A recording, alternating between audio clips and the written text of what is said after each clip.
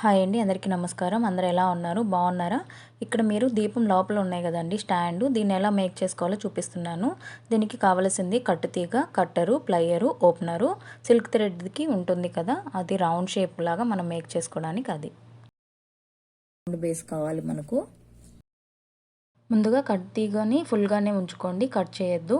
ఇలాగా మనము కట్టుతీగకి ఇలాగ ఫస్ట్ ఒక రౌండ్ లాగా చుట్టుకొని మనము స్ప్రింగ్ లాగా మేక్ చేయాలి. ఇది నేను నిన్న వీడియోలో కూడా చూపించానండి, జంప్ రింగ్స్ లాగా ఎలా మేక్ చేసుకోవాలనేది. ఇలాగ ఫుల్గా రౌండ్గా రానియండి. ఒక 6 రౌండ్స్ అయితే తీసుకోండి. కొంచెం గ్యాప్గా ఉంది కాబట్టి ఇలా అయితే మీరు ప్రెస్ చేసుకోండి. ఇలాగా 6 రౌండ్స్ తీసుకోవాలి. తర్వాత ఇలా ఉంది కదా,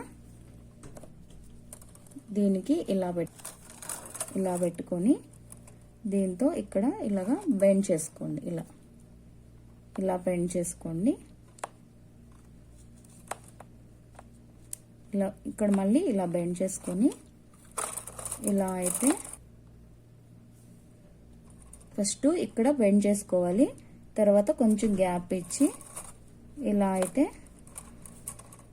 ఇలా రౌండ్గా అయితే రానియండి. ఇప్పుడు ఇక్కడ కట్ చేయండి. మళ్ళీ దీన్ని షేప్గా చేసుకుందాము. ఇలా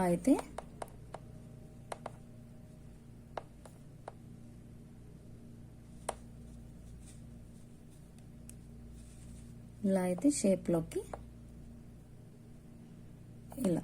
ఇప్పుడు మళ్ళీ దీన్ని ఇలాగా షేప్లోకి రానిచ్చుకోండి. ఏదైనా షేప్ అవుట్గా ఉంటే ఇలా ప్రెస్ చేసుకోండి.